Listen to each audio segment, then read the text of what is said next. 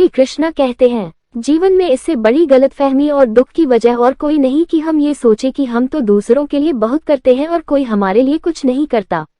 जो वाकई दूसरों के लिए करते हैं उनके लिए ईश्वर करता है।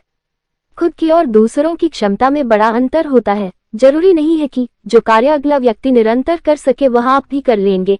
अपनी क्षमता को पहचानो और उसी के अनुसार लक्ष्य निर्धारित करो। यह आदत निराशा और तनाव से दूर रखेगी।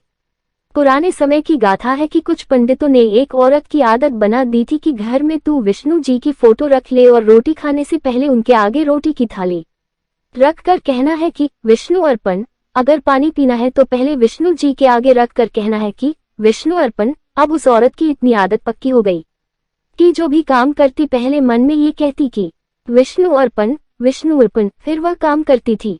आदत इतनी पक्की हो गई कि घर का कूड़ा इकट्ठा किया और फेंकते हुए कहा कि विष्णु अर्पण, विष्णु अर्पण। वहीं पास से नारद मुनि जा रहे थे। नारद मुनि ने जब ये सुना तो उस औरत को थप्पड़ मारा कि विष्णु जी को कूड़ा अर्पण कर रही है, फेंक कूड़ा रही है और कह रही है कि विष्णु अर्पण। वह औरत विष्णु जी के प्रेम में रंगी हुई थी। कहने लगी, नारद मुनि इस गाल पर भी मार ले, लेकिन जो थप्पड़ तुमने पहले मारा है वो थप्पड़ भी विष्णु अर्पण। अब नारद जी ने दूसरे गाल पर थप्पड़ मारते हुए कहा कि थप्पड़ भी विष्णु अर्पण कह रही है, लेकिन वह औरत यही कहती रही कि विष्णु अर्पण, विष्णु अर्पण। अब जब नारद मुनि विष्णुपुरी में गए तो क्या देखते हैं कि विष्णु जी के दोनों गालों पर उंगलियों के निशान बने हुए थे।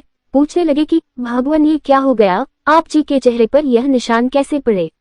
विष्णु जी कहने लगे कि नारद मुनि थप्पड़ मारे भी तू और पूछे भी तू। नारद जी कहने लगे कि मैं आपको थप्पड़ कैसे मार सकता हूँ। विष्णु जी कहने लगे, नारद मुनि जिस औरत ने कूड़ा फेंकते हुए ये कहा था कि विष्णु अर्पण और तूने उसको थप्पड़ मारा था तो वह थप्पड़ मेरे को लगा था, मुझे अर्पण था।